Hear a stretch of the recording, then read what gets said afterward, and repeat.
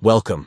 If you're using Telegram on your PC and need to reply to messages quickly, you've come to the right place. Today, I'll show you a simple trick to reply to messages without any hassle. Let's get started.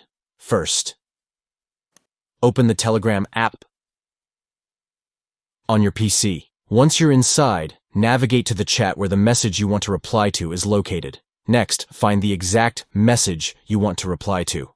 Once you've located it, the magic happens with just a simple click. Right-click always on the message.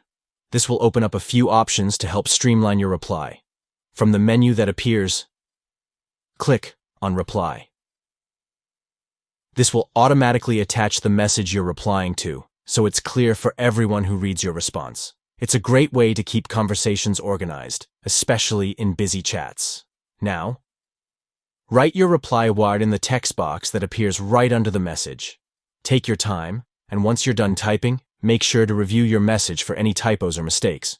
Finally, click Send to send your reply. And just like that, you've replied to a message in no time. It's a super easy way to respond quickly in Telegram. If this tip helps, make sure to hit like, share with your friends, and subscribe for more helpful guides.